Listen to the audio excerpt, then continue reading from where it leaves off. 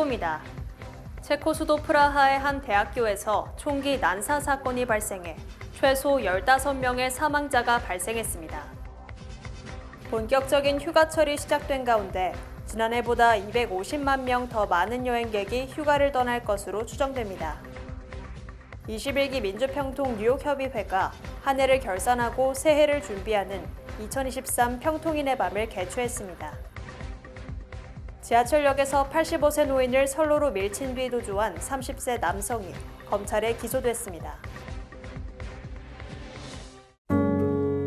아름다운 제품에서부터 아름다운 사회를 만들기까지 키스는 뉴욕에서 시작하여 현재는 전 세계 12,000명의 직원들과 함께 끊임없이 도전하는 기업입니다. 사람을 생각하고 존중하는 기업. 키스는 한인들이 사회의 주인공이 될 수 있도록 든든한 버팀목이 되겠습니다. 글로벌 뷰티 기업 키스. 속보입니다. 체코 수도 프라하의 한 대학교에서 총기 난사 사건이 발생해 최소 15명의 사망자가 발생했습니다. 주요 언론 보도에 따르면 체코 경찰은 이날 프라하 시내에서 총격 사건이 발생해 사상자가 발생했다고 밝혔습니다. 현지 당국은 사망자는 15명, 부상자는 24명이라고 전했습니다. 사건이 발생한 곳은 얀팔라흐 광장에 있는 카렐 대학교의 철학과 건물입니다. 보후슬라프 스보보다 프라하 시장은 해당 대학 건물에서 대피가 이루어졌다고 말했습니다. 사건 발생 이후 총기를 난사한 용의자는 사망했다고 비트라쿠산 체코 내무장관이 체코 공영방송 인터뷰에서 밝혔습니다. 또 현장에 다른 총격범은 없었다고 덧붙였습니다. 사망한 용의자는 해당 대학 학생으로 전해집니다. 용의자의 이름은 공개되지 않았습니다. 이날 사건으로 경찰은 광장을 봉쇄하고 시민들이 주변 거리를 떠나 실내에 머물 것을 당부했습니다. 시청자 여러분 안녕하십니까? 12월 21일 목요일 TKC 뉴스데스크 첫 소식입니다. 본격적인 휴가철이 시작된 가운데 지난해보다 250만 명 더 많은 여행객들이 휴가를 떠날 것으로 추정됩니다. 크리스마스와 새해가 가까워지며 뉴욕 시민들은 본격적인 휴가철 여행을 떠나기 시작했습니다. 미 자동차협회 AAA에 따르면 지난해보다 올해 여행객이 250만 명 더 늘어나 오는 23일 토요일부터 1월 1일 월요일까지 약 1억 1,500만 명 이상의 미국인이 크리스마스와 새해에 50마일 이상의 여행을 떠날 것으로 보입니다. 이번 연휴 기간 항공 여행객은 2019년 기록인 730만 명을 넘어선 750만 명으로 예상되는 가운데 작년 대비 항공 일정의 변경 또는 취소율은 낮을 것으로 보입니다. 올해 현재까지 미국 항공사들은 항공편의 1.2%를 취소했는데 이는 지난해 같은 기간의 2.1%에서 거의 절반으로 감소한 수치입니다. 또한 올해 가장 인기 있는 여행 방식은 자동차인 것으로 밝혀졌으며 자동차를 이용한 여행은 90% 증가했습니다. 교통 데이터 제공업체 INRIX에 따르면 12월 23일 토요일과 12월 28일 목요일은 도로에서 가장 바쁜 날이 될 전망입니다. 반면 AA에 따르면 12월 24일 일요일과 12월 25일 월요일에는 교통체증이 최소화될 것으로 예상됩니다. 12월 30일 토요일에는 휴가에서 돌아오는 여행객과 새해 축하를 위해 출발하는 여행객들로 인해 평소보다 도로가 다소 붐빌 수 있겠습니다. AAA는 해당 날짜들에는 오전 11시에서 오후 7시 사이 이동을 피하고 오전 10시 이전에 이동할 것을 공고했습니다. 21기 민주평통 뉴욕협의회가 한 해를 결산하고 새해를 준비하는 2023 평통인의 밤을 개최했습니다. 자세한 소식 박채은 기자가 보도합니다. 21기 민주평통 뉴욕협의회는 퀸즈 라과디아 메리어트 호텔에서 150여 명의 위원들이 참석한 가운데 2023 평통인의 밤을 성황리에 개최했습니다. 박호성 회장은 이날 평통위원들의 도움과 열심으로 올해 하반기 사업들을 무사히 마쳤다며 새해에도 위원들의 적극적인 지원과 동참을 당부했습니다. 뉴욕 평통은 2024년 주요 사업 계획으로 자문위원 워크숍, 한인 입양아 초청 행사, 탈북민 자녀 장학 사업, 6.25 참전 용사 보훈 행사 등을 소개했습니다. 6.25 참전 용사 보훈 행사가 하나 있고요. 그다음에 입양아를 위한 초청 계획이 있습니다. 그리고 또 하나는 탈북민을 돕는 그런 행사를 또 가지려고 하고 있고, 요 세 가지는 앞으로도 계속 2년 동안 지속적으로 뭐 분기별로 아니면 6개월에 한 번씩 하려고 노력하고 있고요. 내년에 초에 또 큰 행사는 신년 계획으로는 우리 워크숍을 계획하고 있습니다. 그래서 1박 2일 동안 우리 위원들이 같이 가서 어울리면서 같은 단합도 하고 또 통일 문제에 대해서 깊이 또 얘기할 수 있는 그런 기회를 만들도록 하겠습니다. 동포분들과 함께 같이 하는 그런 뉴욕 평통 협의회가 되도록 노력하겠습니다.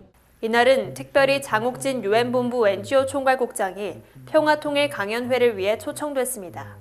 한반도와 유엔이라는 주제로 강연한 장 국장은 이날 유엔이 대한민국 정부 수립을 위해 중요한 역할을 했듯이 한반도에서 평화통일을 이루려면 유엔의 도움이 필요하다고 강조했습니다. 저희가 만약에 어느 시점에 통일이 온다고 했을 때 그 뒷감당을 할 수 있는 거는 한국 정부만 할 수도 없고 미국과 일본과 몇 개 나라만 할 수도 없습니다. 그것은 옛날에 국제사회가 한반도를 도와줬던 것처럼 유엔이라는 큰 기구, 즉 난민, 인권, 식량, 보건, 개발 모든 분야를 통칭을 하고 있는 통총괄하고 있는 유엔의 시스템이 전체적으로 같이 역할을 해줘야지 한반도 통일이 됩니다. 이날 행사에서는 김기철 민주평통발전 특별위원회 부위원장과 김광석 뉴욕 한인회장 등도 참석해 계속해서 한인 사회에 중요한 역할을 맡는 평통위원들이 되어주기를 부탁했습니다. 지난달 락펠러 센터 인근 지하철역에서 85세 노인을 선로로 밀친 뒤 도주한 30세 남성이 검찰에 기소됐습니다. 펜실베니아주 요크 출신 30세 남성 브리탄 존스는 어제 폭행 미수와 2급 폭행 혐의로 검찰에 기소됐습니다. 그는 11월 15일 오전 5시 40분경 47번가와 50번가 락펠러 센터역 남쪽 승강장의 벤치에서 자고 있던 피해자와 말다툼을 시작했습니다. 언쟁이 격화되자 그는 85세 남성을 선로로 밀치고 현장에서 도주했습니다. 다행히 당시에는 열차가 역에 진입하지 않았고 뉴욕시경과 MTA 직원들은 빠르게 피해자를 선로에서 구출했습니다.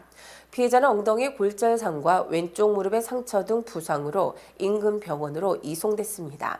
사건 직후 뉴욕시경은 브리탄 존스가 회색 후드가 달린 스웨트 셔츠를 머리에 뒤집어 쓰고 개찰구를 통과하는 영상을 공개했으며 그로부터 몇 시간 뒤인 오후 8시경 존스를 체포했습니다. 맨하탄 지방검사 엘빈 엘 브레그는 뉴욕 주민들은 두려워하지 않고 대중교통을 이용할 자격이 있다며 우리는 지하철역에서 다른 사람들을 위험에 빠뜨리는 사람들에게 책임을 물을 것이라고 말했습니다. 뉴욕주와 뉴저지 공립교회 식수 납중독이 심각한 것으로 밝혀졌습니다. ABC 방송이 뉴욕과 뉴저지 공립학교의 식수 테스트 데이터를 분석한 결과 뉴욕주 공립교 43%와 뉴저지 공립교 56%의 식수가 납성분 허용 최대치를 초과한 것으로 밝혀졌습니다. 특히 뉴욕의 용커스와 뉴저지의 탐스 리버 학군에서 납성분을 초과하는 식수대가 가장 많았습니다. 교육감은 용커스에서 납 함량이 높은 356개 식수대를 모두 수리하거나 서비스를 중단하고 224개의 새로운 식수대를 설치했다고 말했습니다. 뉴욕과 뉴저지 학교 건물은 대부분 오래된 경우가 많아 19세기, 20세기 초에 만들어진 배관을 통해 식수가 유입될 확률이 높기 때문에 뉴욕이라는 학교가 가진 심각한 문제 중의 하나라는 지적이 제기되고 있습니다. 특히 전문가들은 납은 특히 어린이들에게 해롭다며 낮은 수준의 노출이라도 학습 장애, 신체 성장 지연과 신경계 손상을 야기할 수 있다고 우려했습니다. 콜로라도주 대법원의 트럼프 공화당 경선 출마 금지 판결과 관련해 바이든 대통령이 트럼프는 확실히 내란을 지지했다고 맹비판했습니다. 바이든 대통령은 어제 위스콘신주 밀워키를 방문한 자리에서 트럼프가 반란자라고 생각하느냐는 질문에 그것은 명백하고 의심의 여지가 없다며 그는 내란을 지지했다고 말했습니다. 바이든 대통령은 또 트럼프 전 대통령이 내란 선동 등 모든 것에 대해 오히려 자신의 주장을 더 강하게 내세우고 있다고 강조했습니다. 바이든 대통령은 지지율 약세 속에 콜로라도주 대법원의 판결이 다른 주의 비슷한 소송 결과에도 영향을 미친다면 자신에게 유리한 국면이 조성될 수 있다고 판단하는 것으로 풀이됩니다. 다만 바이든 대통령은 트럼프 전 대통령이 후보 자격이 없느냐는 질문에 대해서는 수정헌법 14조가 적용되는지는 법원의 결정에 따라야 한다고 말을 아꼈습니다. 카린 장피에르 백악관 대변인도 콜로라도주 대법원 결정에 바이든 대통령이나 백악관은 관여하지 않았다며 이것은 사법 절차라며 조심스러운 행보를 보였습니다. 트럼프 전 대통령이 형사 기소에도 불구하고 지지자들은 조금도 흔들리지 않고 그를 응원하고 있는 것으로 나타났습니다. 뉴욕타임즈와 시에나 칼리지가 지난 10일부터 14일까지 1,016명의 유권자들을 대상으로 여론조사를 실시한 결과 트럼프 전 대통령이 심각한 범죄를 저질렀을 것으로 믿는다는 답변이 58%에 달했습니다. 또 트럼프 전 대통령의 기소가 정치적 동기가 아니라 법리에 따라 이루어졌다는 답변이 48%로 정치적 동기에 따른 것이라는 답변 46%를 앞섰습니다. 하지만 트럼프 전 대통령이 심각한 범죄를 저질렀을 것이라고 생각하면서도 내년 선거에서 트럼프에게 투표할 것이라는 답변이 46%로 바이든 대통령을 선택한 44%보다 높았습니다. 특히 공화당 유권자들은 62%가 심지어 유죄 판결을 받더라도 트럼프가 당내 경선에서 승리한다면 공화당 대선 후보가 돼야 한다고 답했습니다. 이는 유죄 판결 때 공화당 후보로 지명돼서는 안 된다는 답변 32%보다 2배 정도 많은 것으로 맹목적으로 트럼프를 지지하는 사람이 많다는 것을 보여주는 것입니다. 또 오늘 대선이 실시되면 트럼프에게 투표하겠다는 답변이 64%로 지난 7월 조사 때보다 오히려 10% 상승했습니다. 뉴욕을 비롯한 미 전역이 난민 유입으로 몸살을 앓고 있는 가운데 텍사스주가 자체적으로 난민을 추방하겠다는 극약 처방을 내놓자 시민단체들이 소송에 나섰습니다.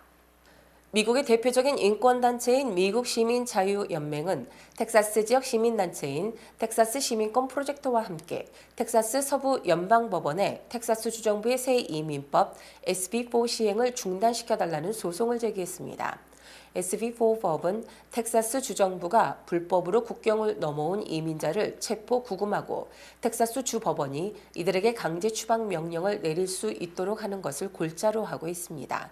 즉 주정부가 연방정부의 권한인 국경에 대한 통제권을 갖는다는 법으로 이미 주의회를 통과했고 지난 18일 그레그 에빗 주지사가 서명, 정식으로 발효됐고 내년 3월부터 시행됩니다. 미국 시민자유연맹은 소송장에서 이 법은 그레그 에빗 주지사가 연방 이민 시스템을 장악하겠다는 것으로 헌법에 위배되는 것이며 이민자 신분에 관계없이 흑인 등에게 피해를 주게 될 것이라고 주장했습니다. 백악관도 이 법은 텍사스 지역 사회를 더 위험하게 만드는 극단적인 법이며 이민자를 악마시하고 이민자를 비인간화하는 것이라고 비판했습니다. 미국 헌법상 연방정부는 군대 등 국방권과 국경 통제 권한 등을 가지게 되며 주정부는 자체적인 치안 유지 권한이 부여돼 경찰을 통제하도록 돼 있기 때문에 주정부가 국경 문제 간섭하는 것은 명백한 헌법 위반입니다. 연착륙 전망이 대세로 자리를 잡은 가운데 소비자 신뢰지수가 5개월 만에 최고치를 기록했습니다. 민간경제조사단체 컨퍼런스 보드는 12월 소비자 신뢰지수가 110.7을 기록, 지난달 101.00보다 큰 폭으로 상승했다고 밝혔습니다. 이는 지난 7월 114.00 이후 최고치이며 전월 대비 상승폭이 9.7로 이 같은 상승폭은 2021년 3월 이후 최대입니다. 특히 로이터가 집계한 경제전문가 전망치 104.00보다 6.7이나 높은 것입니다. 또 12개월 뒤 기대 인플레이션은 11월 5.7%에서 5.6%로 소폭 하락했고 이는 2020년 10월 이후 3년 2개월 만에 가장 낮은 것입니다. 이 조사에서 앞으로 6개월 내에 자동차와 가전제품 구매 의사가 있다는 답변이 늘어났고 주택 구매 의향이 있다는 답변은 지난 8월 이후 가장 높았습니다. 이에 대해 로이터 통신은 주식시장의 강세, 모기지금리 하락, 휘발유 가격 하락 등이 소비자들의 심리를 안정시켰다고 풀이했습니다. 올해 미국의 보험연금 상품 납입액이 사상 최고를 기록했습니다. 미국 생명보험협회는 올해 미국 소비자의 보험연금 납입액이 3,600억 달러로 지난해 3,110억 달러보다 약 20% 가까이 급증했다고 밝혔습니다.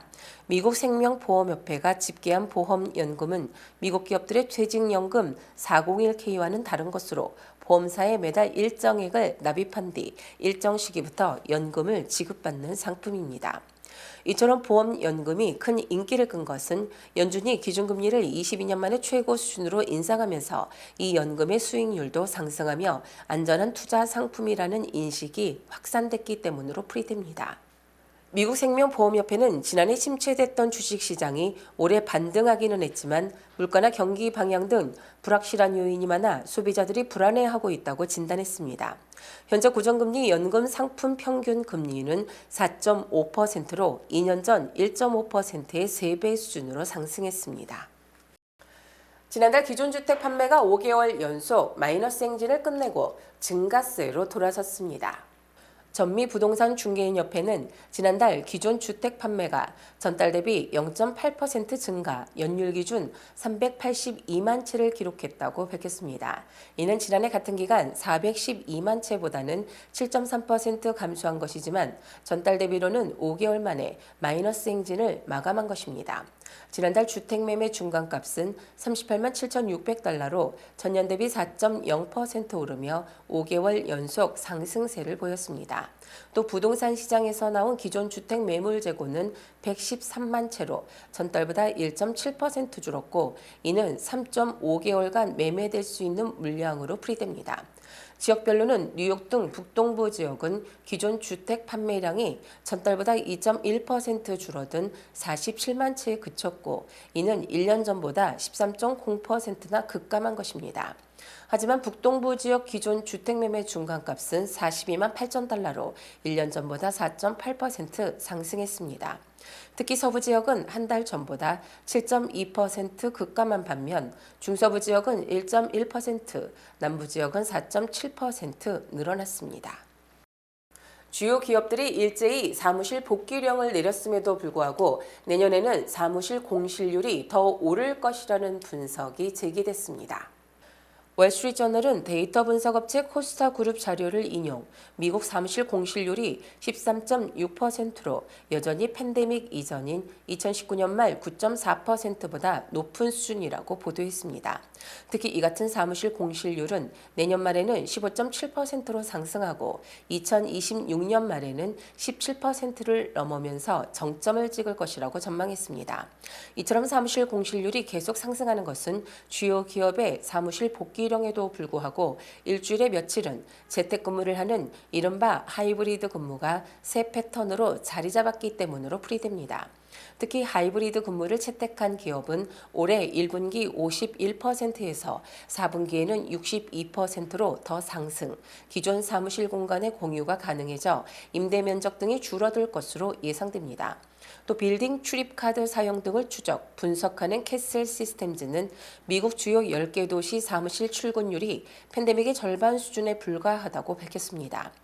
이외에도 휴대전화 데이터 추적에서도 직장인 출근율이 60에서 65% 수준이며 앞으로도 이보다 더 높아지지는 않을 것으로 주장, 사무용 빌딩의 수요는 점진적으로 줄어들 것이 확실시됩니다. 뱅크 오브 호프가 뉴욕 진출 25주년을 맞이했습니다. 고객과 커뮤니티의 끊임없는 성원에 감사드립니다. 본 프로그램은 희망을 설계하는 전문가들의 은행 뱅크 오브 호프 후원입니다. 주요 단신 전해드립니다. 연방상무부가 3분기 GDP 성장률 확정치는 당초 발표된 잠정치 5.2%에서 0.3%포인트 낮춘 4.9%라고 오늘 발표했습니다. 호주 출신 17세 한인 남성 제이든 김이 미 프로야구 메이저리그 피츠버그 파이리츠와 입단 계약을 체결, 화제가 되고 있습니다. 뉴욕시 의회가 어제 집주인이 세입자와 계약하기 전에 범죄 기록 등을 조회하는 것을 금지하는 조례안을 통과시켰습니다. 버몬트주에서 MBC 앵커의 어머니를 살해한 사람은 그 집의 세입자로 렌트비 독촉을 받자 살해한 것으로 드러났고 용의자는 커네리컷주로 도주했다 경찰에 체포됐습니다. 지난 19일 오후 5시 반쯤 롱아일랜드 루즈벨트 필드몰 주차장에서 강도 2명이 44세 여성을 폭행하고 램보기니를 강탈해 달아났습니다. 테슬라가 최근 1년간 운전자 1000명당 24건의 교통사고가 발생, 주요 차량 중 가장 많은 교통사고가 난 것으로 집계됐으며 램, 스바루, 마스다 등이 그 뒤를 이었습니다. 도요타 자동차가 에어백 센서 문제로 아발론과 캠리, 라브4와 렉서스 등 112만 대에 대한 리콜을 단행했습니다. 13일 오전 첼시에 위치한 한 던킨 매장에 한 손님이 매장 직원의 이름이 적힌 총과 총알을 담은 상자를 두고 가 경찰이 수사에 나섰습니다.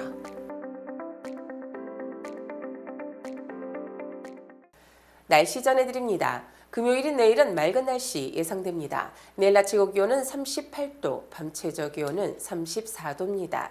해 뜨는 시각은 오전 7시 16분, 해 지는 시각은 오후 4시 31분입니다.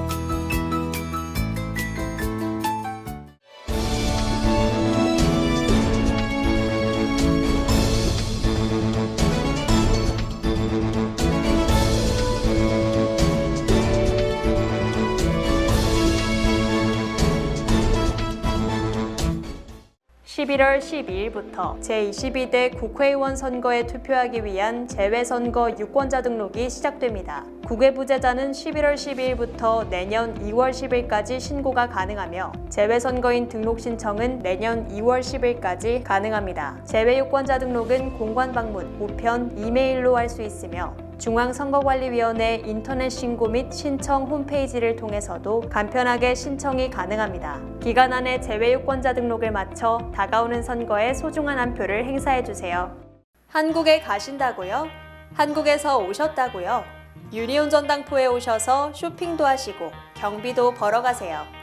롤렉스, 카르티에, 구찌, 다이아가 박힌 보증서가 있는 각종의 보석들이 기다리고 있습니다. 한번 오셔서 구경도 하시고 상담도 받고 눈으로 직접 보세요. 소자본으로 보석상을 운영하고 싶으시면 유니온 전당포를 찾으세요. 전화 718-461-8949. 이상으로 12월 21일 목요일 TKC 뉴스데스크를 마칩니다. 시청해주신 여러분 고맙습니다.